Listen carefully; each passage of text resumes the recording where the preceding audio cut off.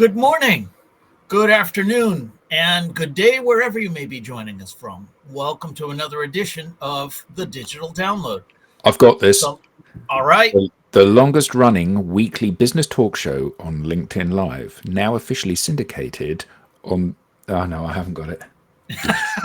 I almost had it. So close. Pretty good. Very close. Now globally syndicated on TuneIn Radio. Today, we're talking about how to get a culture very wrong. We have a special guest, Doug Betts, to help us with the discussion. Doug is the owner and HR director consultant at Shore Betts HR Solutions Limited. He brings over 20 years of experience in HR across various sectors. But before we bring Doug on, let's go around the set and introduce everyone. While we're doing that, why don't you in the audience reach out to a friend, ping them, and have them join us?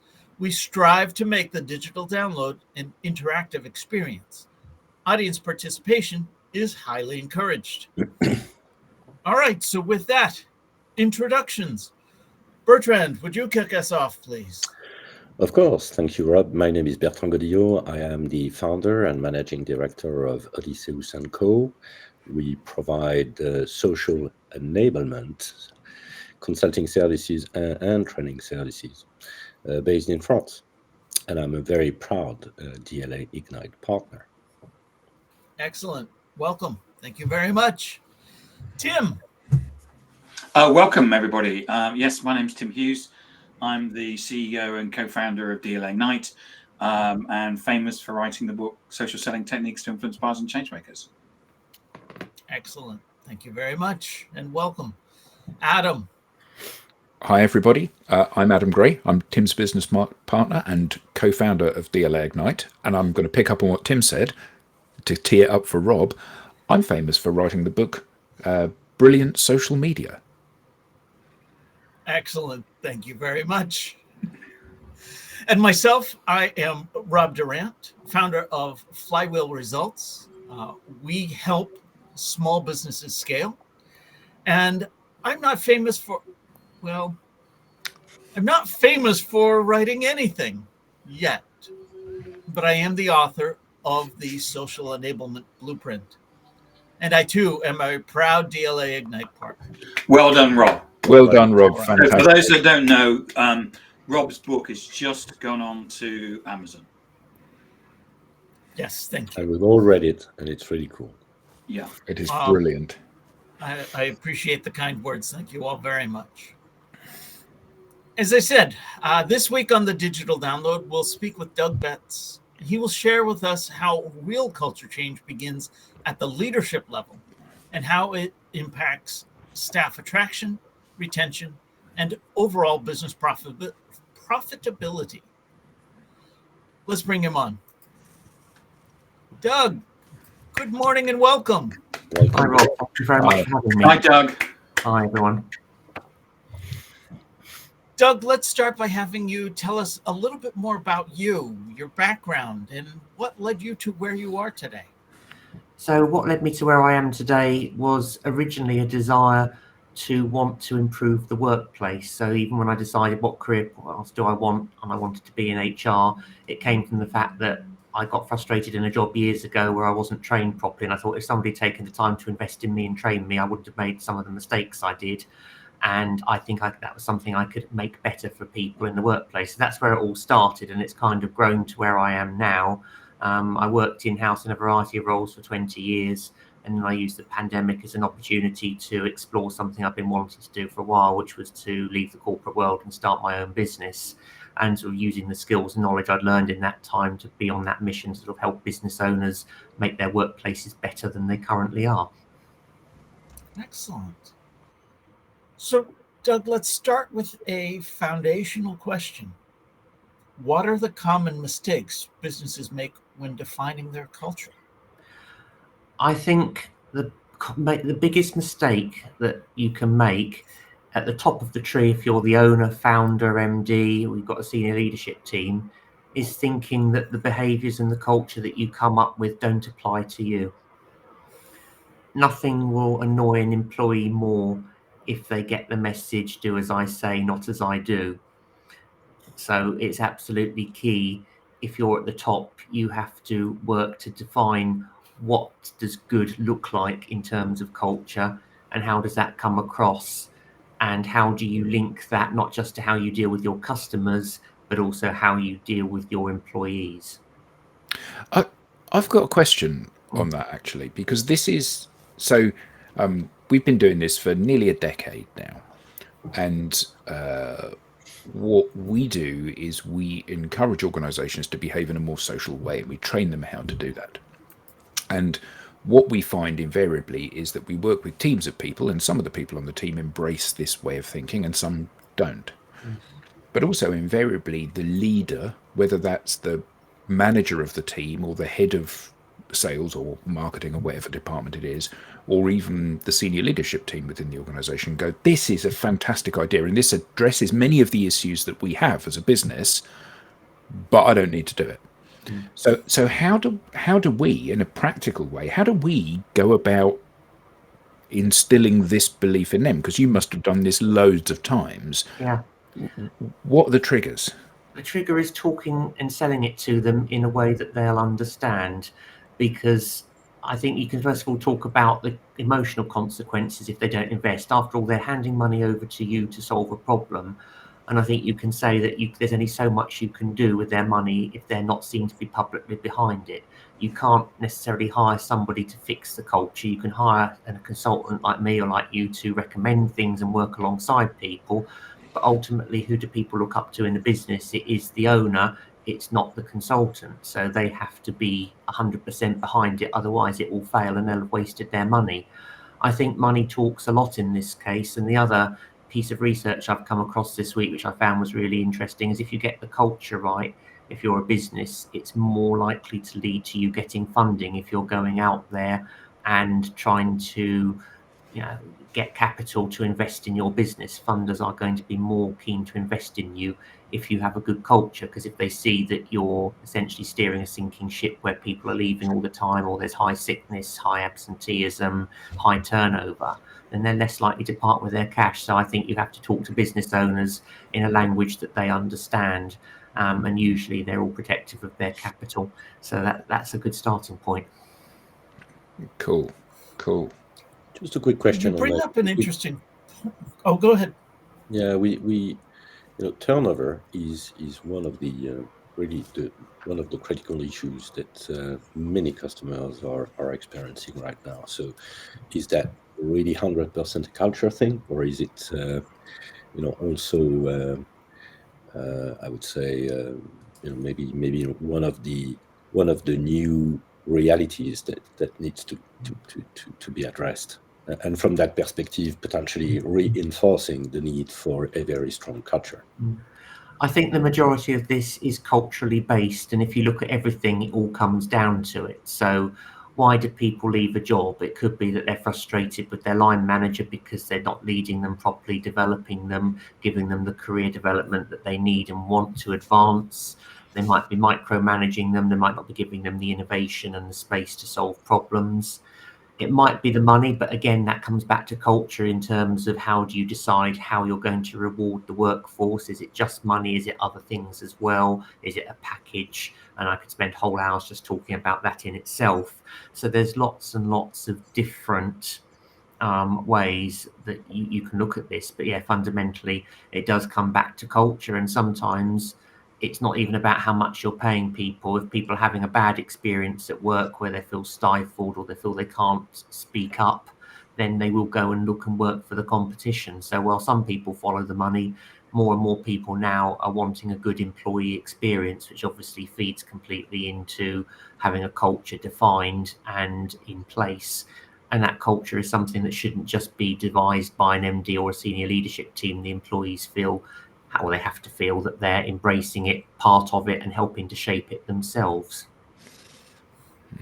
Because we often say, Doug, to people that people want to work at Google because you get slides and jelly beans, and they actually don't, they don't pay the most. People want to work at Google because they know that there's going to be a culture, good or bad. And so, you know, they're able to pick some of the best talent and not have to argue about another 5K or something like that on the salary.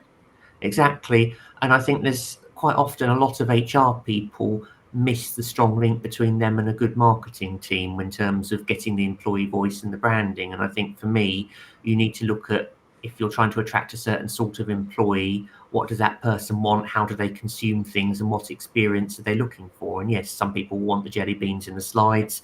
Other people will just want a really good pension scheme and perhaps a gym membership. It very much depends on the organisation and the demographic. But it's actually knowing that and using a good marketer to work alongside you to get that message right and to make sure that's coming across in your job adverts, your job description. So again, what you don't want to do is attract people in with a fantastic marketing campaign, but then the employee experience you deliver to them on day one is incredibly different because it's just disjointed. So here's where it's very key to get the messaging right, but also to get the managers very well trained and briefed on how they have to then deliver that to their employees and how they create a good experience for them. It's interesting because you said about how sometimes employees can feel stifled within this environment, and you know, I think it's reasonable to say that anyone that gets to our age has worked in a variety of different organisations. You know, some of which are organisations where you have been potentially well rewarded, but only from a financial perspective, not from a kind of heart and soul type perspective. That we've all worked in organisations where we seem to have worked 15 hours a day and loved every minute of it. And so what are the things that you can do to make employees feel that they're part of a team? Because it is that we're all in this together kind of feel that motivates you to stay a bit later, to get in a bit earlier, and not to be moaning about the fact you have to skip lunch today. And I know it's not just about getting more out of you; it's about building that culture of, you know, okay, I'm going to take up some of the slack because you're under pressure, or this isn't working for you, or you're busy doing something else. It comes down to one fundamental thing. Why do people want to come to work other than to earn money to pay the bills so they can have the lifestyle that they want? And I think for me, it comes down to the fact that people like to solve problems. That's why businesses exist. That's why products exist. They all solve problems. Nobody buys things or buys, whether it's products or services, just for the sake of it. They do it because it's a solution to a problem. And I think deep down, what people want to do in the workplace, whether it's working together as part of a team or being on their own, as I said earlier, is about having the freedom to be innovative and come up with creative solutions to problems, rather than just offering one solution to a problem that worked 30 years ago and they're still flogging it now. They haven't thought to adapt it, change it, moderate it. And there's an MD in charge who says it's my way or the highway, and doesn't think to actually listen to the voices of those on the shop floor who are perhaps dealing with the problem or dealing with the customer on a daily basis. And they need to feel that they are, you might have heard the phrase, psychologically safe at work, which means that they can speak up, they can put forward their ideas, they can constructively say if they're not happy, rather than fear if they speak up, they'll suddenly be on the next restructure list and get managed out of the business for daring to have an opinion. And I think it comes back to that basic point again. If people feel that they are safe and they are happy at work, they are more likely to stay. If they feel they're making a difference, they're solving problems, they're listened to, and they're fairly rewarded for doing what they do in whatever form, then they are less likely to then jump if they get offered more money to work down the road for the competition. Yeah, I mean, it's fascinating because I'm, as you were talking about that, I was thinking about one organisation that I worked in, and part of my role was to help clients. I was going to say develop a strategy, but it was more than that. It was about, first of all, having a dream about what we could achieve together. And then helping them understand what were the steps they needed to get there, one of which included buying our products, obviously. And then because I was involved in the sales part of the organisation, we got to the point where the customer would sign on the dotted line, and we then walked away. And I said to my boss's boss, we need to build a consulting division, because we're selling these people a dream and they're not able to implement this dream themselves. So it's contingent on us, and it's the right thing for us to do to help them implement that dream. And the boss's boss sat with his arms folded and said, no, we sell licenses. And that was one of the most depressing meetings I've had in my entire life, because it became very clear that that person's view, not universally shared across the organization, I hasten to add, that person's view was one of profiteering, not about solving problems. It was absolutely about getting revenue out of people. And I guess that if you're in an organization where something like that happens, what can you do? Because this is that there will be plenty of people that will take the route which delivers them the most compensation. But equally, there'll be plenty of people that actually do, as you said, want to make a difference. They want to get a hug from the client at the end of the project.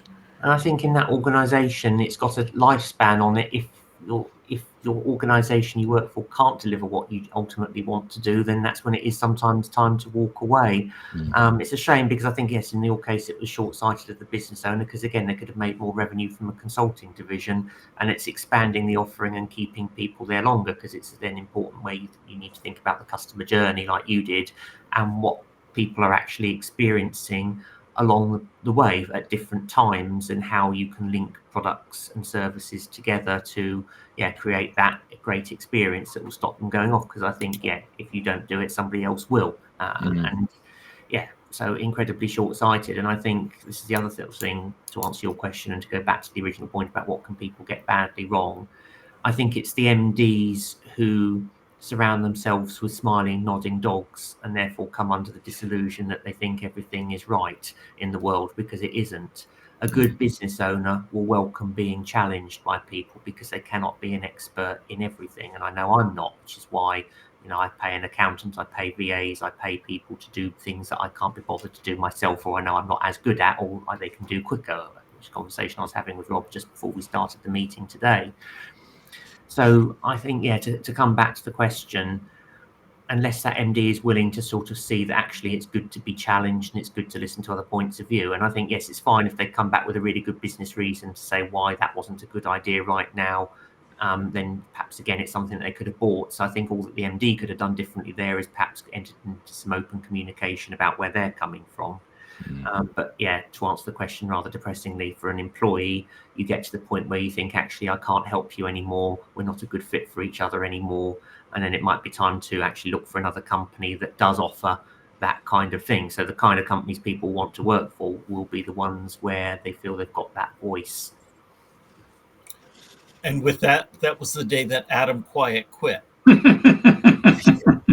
I think what's really interesting is that within organizations, it doesn't take many people with that attitude to spoil the whole organization.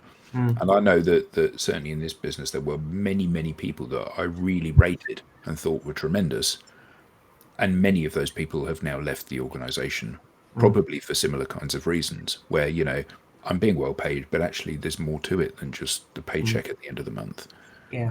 And this is a big message I'm trying to get across to any business owners, founders, MDs who are listening to this, is to actually take a critical look at yourself and how you're seen in the business, and to actually open your mind to listening to this kind of feedback, because it could be a game changer for you and it could make your business more profitable.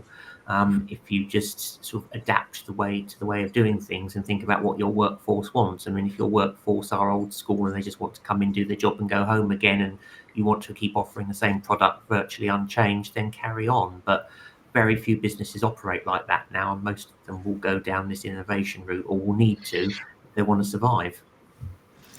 I want to pick up on that profitable piece. And earlier you had mentioned investment. So what is the value of culture to an organization? And more importantly, how do we measure that? How do we quantify that? How can we make that tangible for business owners and MDs?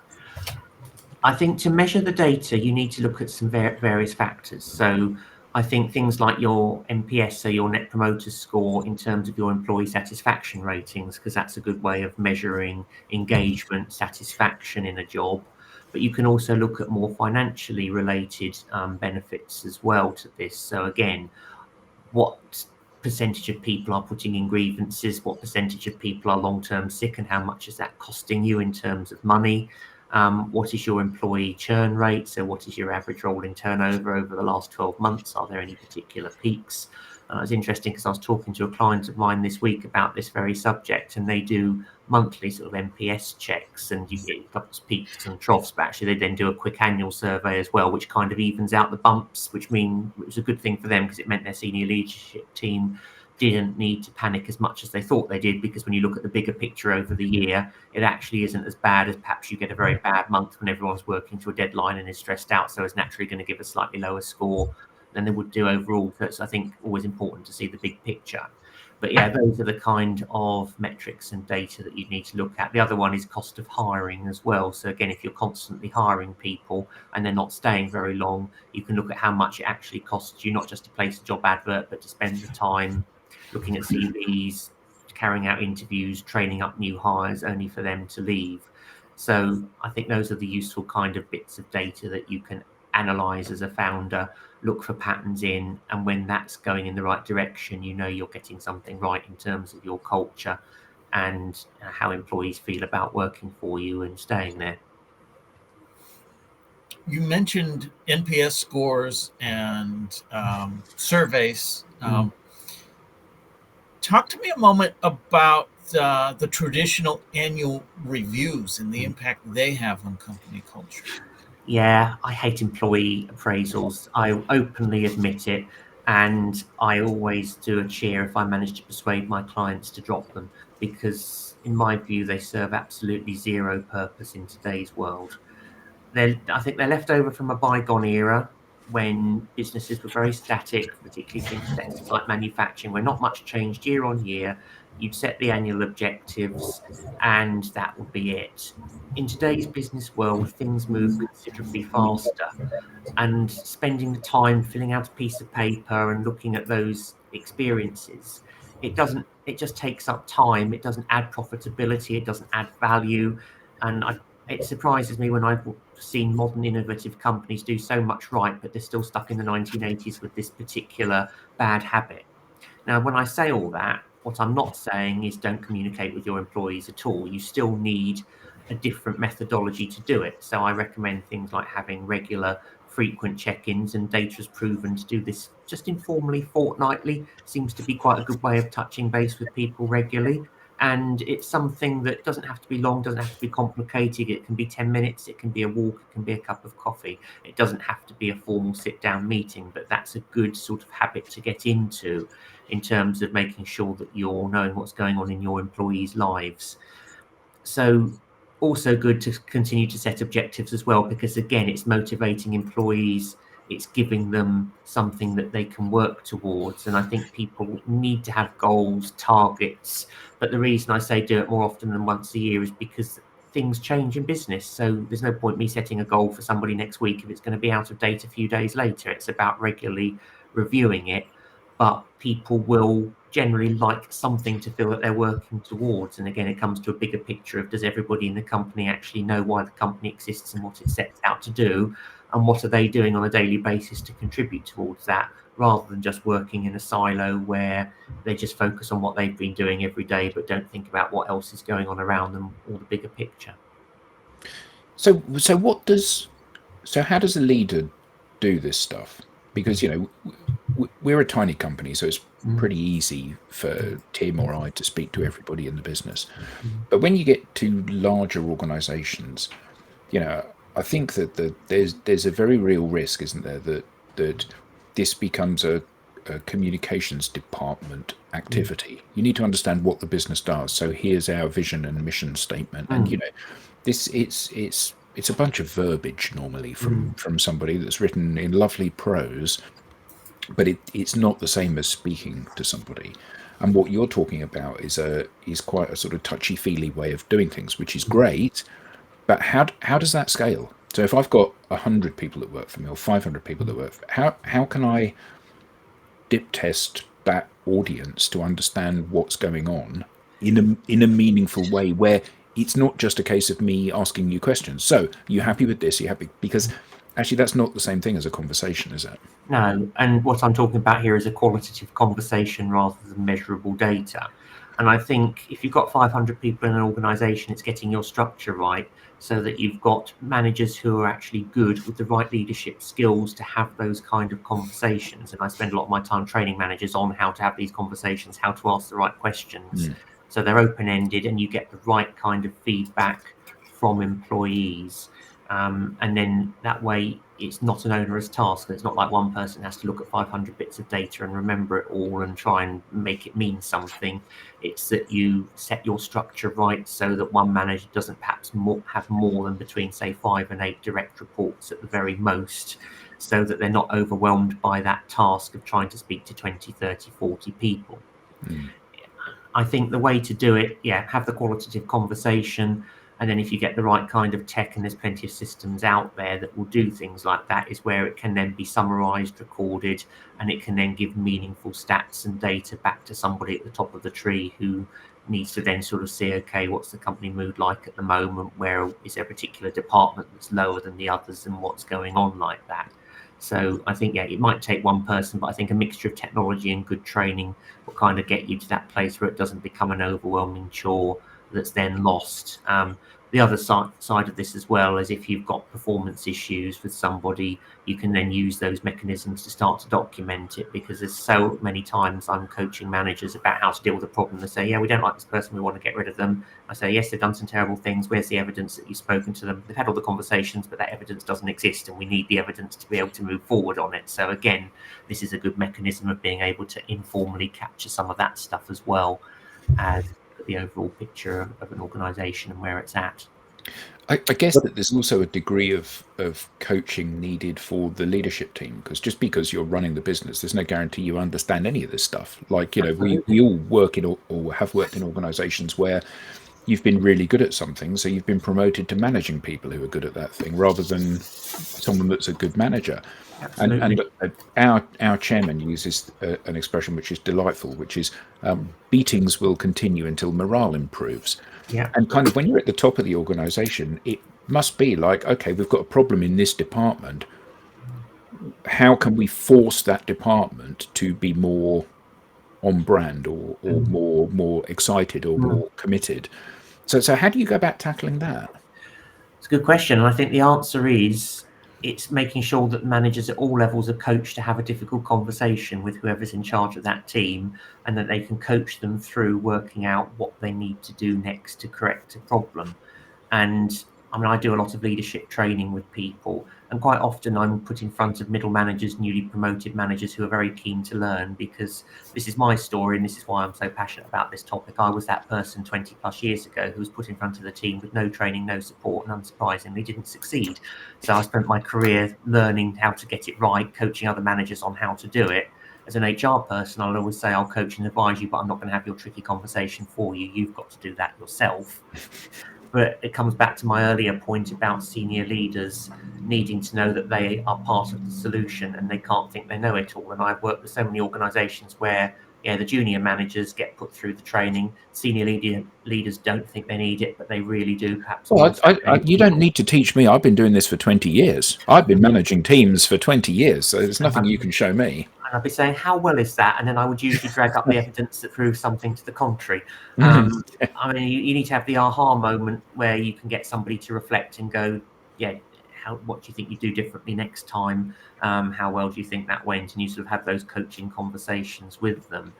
But it's those who think they know it all very rarely do, and need perhaps more help than those that are open to being trained and coached. And I have sadly numerous examples I could quote on this one, and numerous stories I could tell on the subject. Yeah, so Doug, on this, so obviously, well understood, this part of the equation, but equally the other part of the equation is, when new employees join the company. What's your experience on the of the onboarding process when it comes to setting the ground for a corporate culture? Because I think my experience is not is more a system use experience rather than a true cultural experience. Let's put it this way. For me, the answer lies in getting employees involved in creating the culture themselves. It's not just about the senior leadership team coming up with buzzwords like integrity and the like, and putting them in nice little posters that sit on the toilet doors and in the reception area, because that's not values, that's just random words. But it's then how do you embed those, what you stand for, in everything that you do, in every process, in every experience.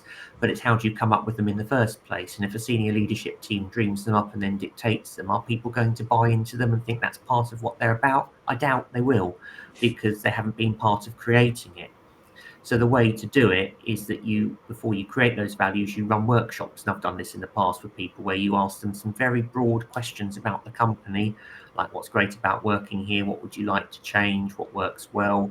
You get them to have those discussions, and then you pull all those together to find the common themes, and then you can create your values from that, so at least they are then reflective of the people in the organization at the time. And then you can define what good looks like, what bad looks like. But it's so key then that those behaviours apply to the senior leadership team just as much as anybody else. Because again, coming back to my earlier point, so often you can put integrity on the wall all the time, but if you see senior leaders getting their mates in through the back door rather than hiring properly, or appearing to behave badly with no consequences, then people are instantly going to become disengaged and go, well, why should I bother? And then that's when it takes a strong leader at the top who's not afraid to have those difficult conversations and pull their own senior leadership team up if they're demonstrating poor behaviours.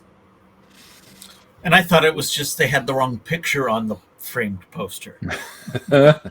Oh, you went with the eagle and not the man helping somebody up the hill. Yeah. So, sorry, go on. Doug, you mentioned earlier that business is always changing. Of course it is. I presume that means culture is as well. What are the signs that a company's culture may be becoming toxic? Again, when you get people leaving without really saying a lot, without raising their voice or saying why they're upset, when you get the high levels of sickness, when you get lots of grievances and disciplinaries, when there's negative reviews on Glassdoor and on Indeed. So if you get the bad PR out there in public forums, and also it's really just from hearsay. So employees will talk to each other, even if they don't speak up formally, but you kind of get word on the street that so-and-so is not a great place to work because so many people have left recently, or particularly if it's a close-knit industry where everybody knows everybody and people will talk. So I think this is where you've got the signs of a toxic culture. Yeah, if people feel they can't speak up, if the senior leaders aren't engaged or living and breathing it, if leaders haven't been invested in, so they don't know how to manage, they've just been promoted into roles without the training or support, and then they're managing based on perhaps how they were managed, which might not be very well. And if you've got the MD who surrounds themselves with the nodding dogs who don't dare disagree with them. So it's all of those kind of things, to me, lead to a toxic culture, and I see variants of those things pop up time and time again in different organizations. Sometimes not straight away, sometimes it happens over a period of time, but it's there because human behavior, sometimes it's predictable, but sometimes it isn't. And it's really, for me, my job is to try and stay ahead of the curve and see what might happen next and stop it happening. As a follow-up, how often do you see leaders looking for those signs, monitoring those signs, versus it not even being aware to look for that? Not overtly ignoring it, just being obtuse. Not as often as I would like them to be. And I think that, again, comes from not being trained and coached in what to do and how to look out for things, because having done it for so long now, I used to see things occurring and I could jump on them before they got out of hand. But it's like having that extra pair of eyes. If you're in an office environment every day or in a workshop, it's half of it's doing your own job, but half of it's keeping an ear and an eye out at all times to see what's going on and to try and read between the lines as to what's not being said as well as to what is, and looking at people's body language. And I think there's so much I can do to train leaders on how to do that, and it's something that people should be definitely doing more of. And even if they can't control an entire company culture, they are at least responsible for that in their own team, so they can be trying to put some right behaviours in there. And if you find toxicity in a company, what should you do about it? If you're an employee, I think you can raise it. There are whistleblowing processes here in the UK that we can follow, particularly if you see somebody doing something illegal. Again, it comes down to the culture. And if you've got the psychological safety where you can speak out, but you should be raising things with your manager in the first instance. If your manager is a problem, you go to their manager. If it's a big issue, you go to HR. If the problem is with the MD, you go to the board. But you should be able to feel that you can speak out and I always say to people, and I've done this myself, try and come at it constructively. So don't just moan about something, but say why it's an issue, what impact it's having on the business, and what you think could be potentially done to resolve the situation. Because people can be quite creative. It's not always down to a leader to come up with the answers. And whenever people have raised a grievance to me as an HR person, the first question I always ask them is, what would you like to see as an ideal outcome? And then it gives you an idea as to what they're thinking and whether that's something that's realistic and achievable. So in a nutshell, speak up. Yeah. That requires a lot of bravery, though, doesn't it? So, it really does. If I have a problem with my manager, that's relatively easy to deal with because the chances are I know their manager a little bit. But if there's a problem 2 or 3 or 4 steps up the chain, this is career-ending stuff, isn't it, potentially? Yeah, I'm not going to pretend it's easy.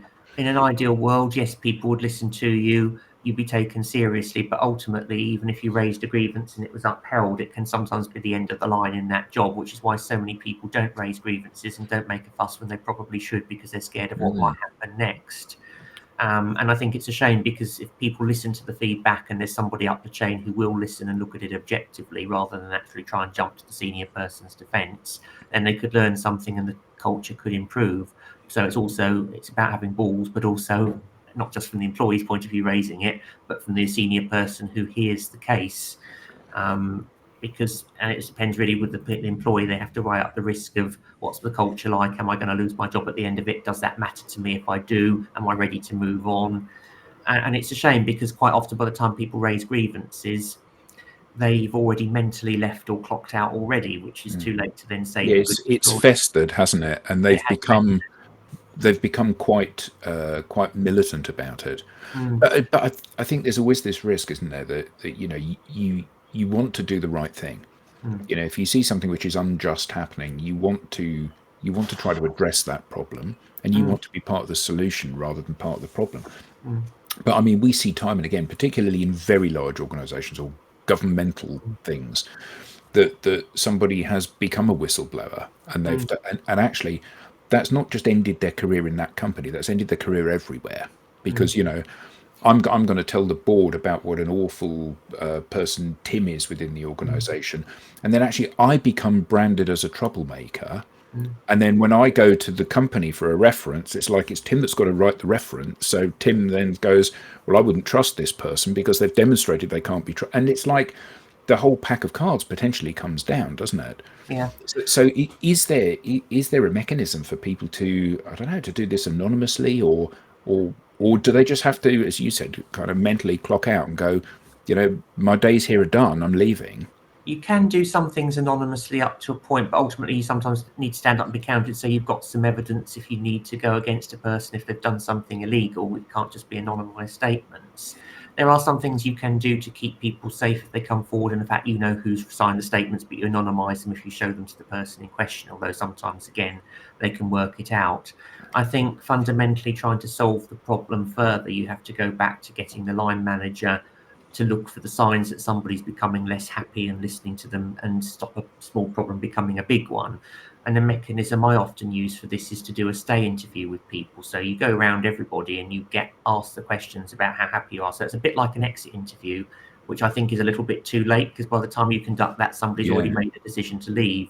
So I've always said, do the stay interview first.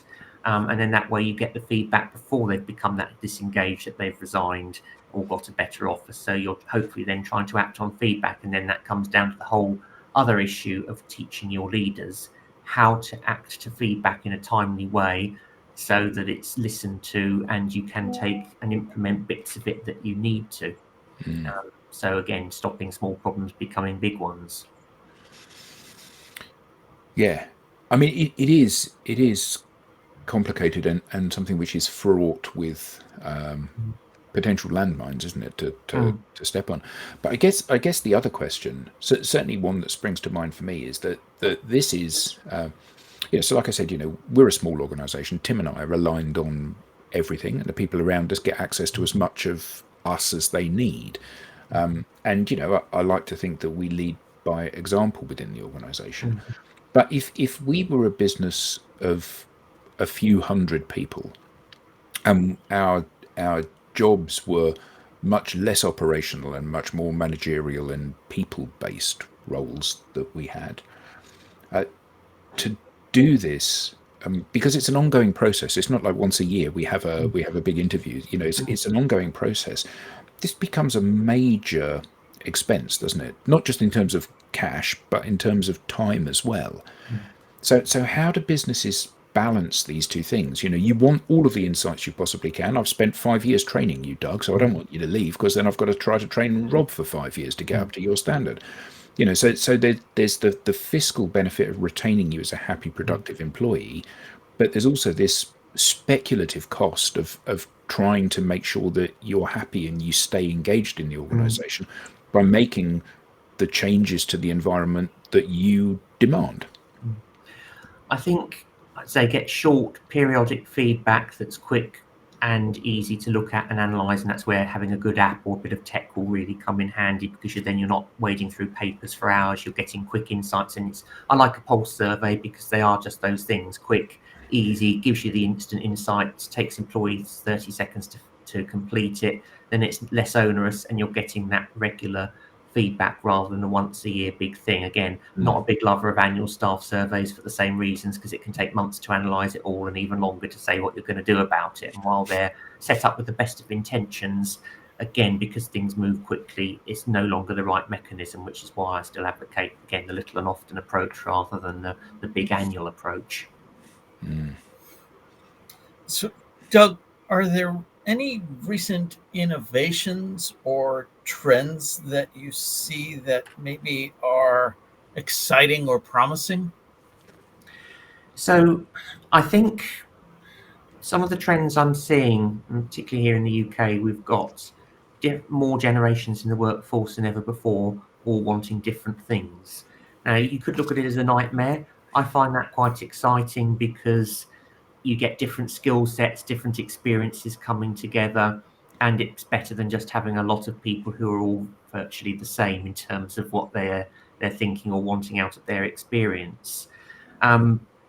There's interesting trends which go against what you might already be thinking. So, for example, we've had such a lot of noise in the last few years around hybrid working, because I think some flexibility is here to stay. But again, I went to a CIPD Festival of Work this week, and I looked at some of the stats coming out of that.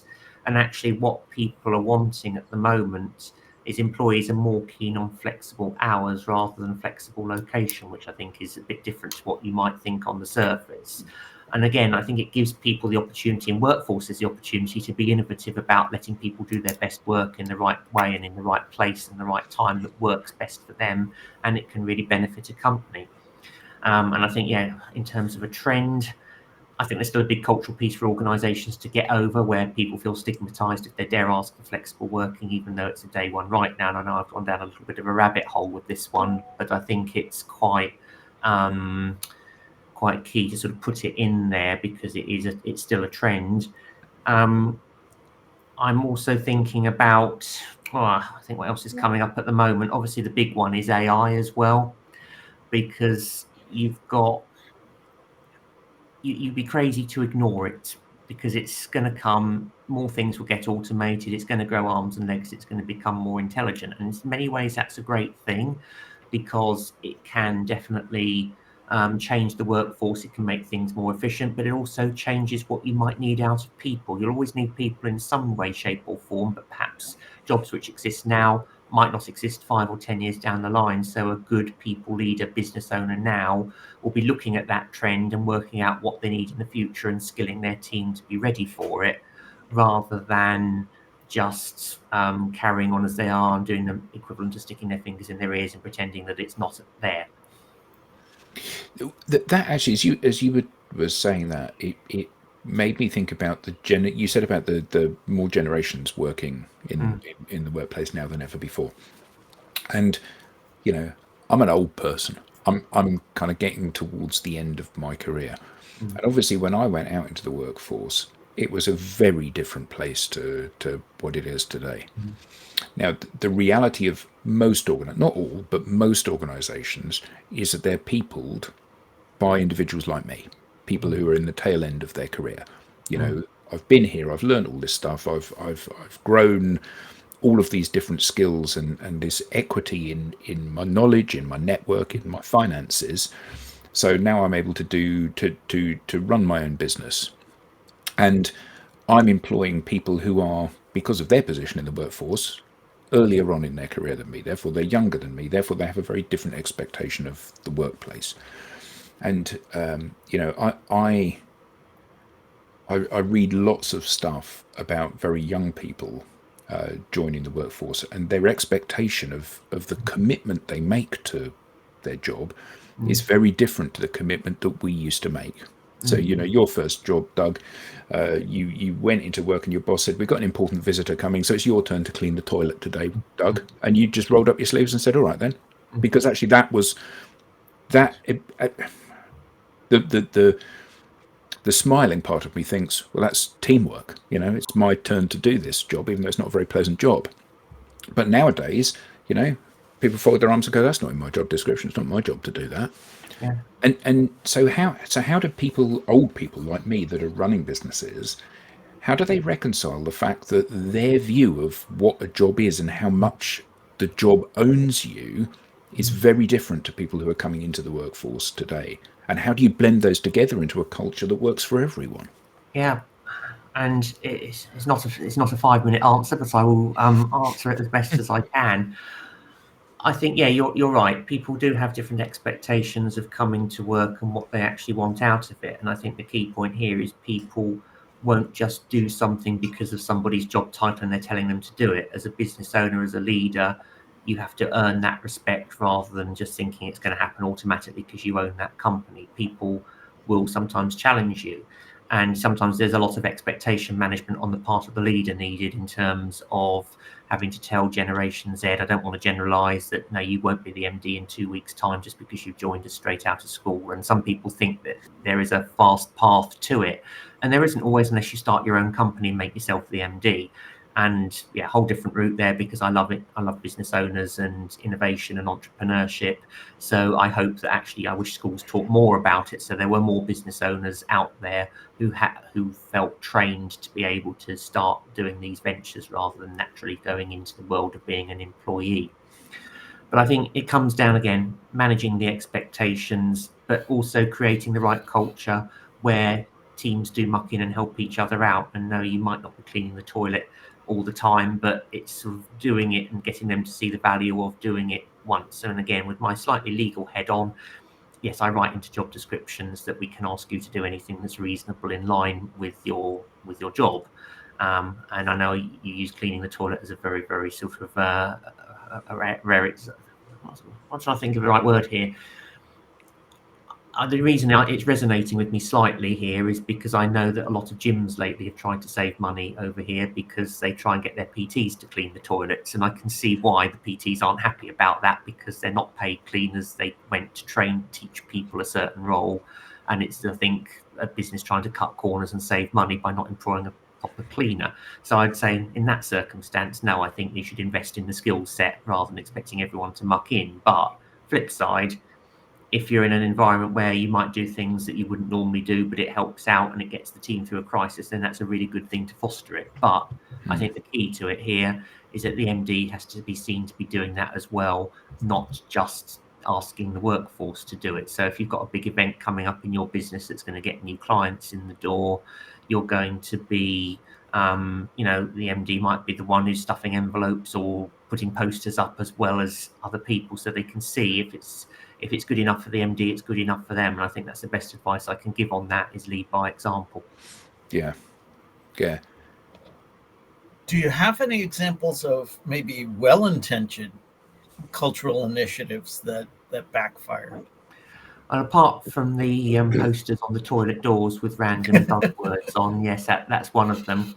Yes, I do have a thing about rewarding people and thinking one size fits all, because I've had people, there was one company that sent everybody a box of biscuits, which was a well-intentioned gesture. It annoyed some people because it was actually quite a funny story. It was sent out by my team at the time, and I know I probably overreacted a bit, but it annoyed me slightly because if they knew me at all well, they know I don't actually eat biscuits. It didn't think about people with diabetes. Yeah. And actually, there was some person whose wife thought they were having an affair when they suddenly received this present that turned up out of nowhere that they weren't expecting. So again, it's a slightly extreme example of how a very good intentioned piece of engagement went wrong. The other example I'll give is where you try and engage people in a way that makes you feel like you're the parent as the employer, because ultimately it's like sort of signposting people towards sort of health, well-being, or putting a fruit bowl in the office. Again, it's not up to you to sort of wag a finger and say mother and father know best. You've got to not patronize your staff. And similarly to Nick, one of my HR colleagues' things, I also have a thing about Free Pizza Friday, because there is no, flinging a free pizza at somebody once a week or letting them wear jeans in the office on a Friday is no substitute if you've treated them like dirt with a really bad culture for the rest of the week. But it's all right if they make up for it with a freebie on a Friday. So again, that's another example of an initiative which I'd say probably needs to stop. It's how they treat people in prison, isn't it? Give them pizza on Fridays as well. Yeah. There's a quick story about prisoner food. In Maine, they were giving their prisoners lobster so often that they rebelled. Now, lobster's a delicacy, but it was so abundant off the coast of Maine that it was just easy enough to come by. Can you imagine balking at a delicacy? I don't know. Yeah, we never had lobster when I was in prison. Let me put it that way. Goodness. Yeah. Extreme example, I suppose it's because it's what they've got used to, so then it just becomes the norm. I think you're right. Yeah.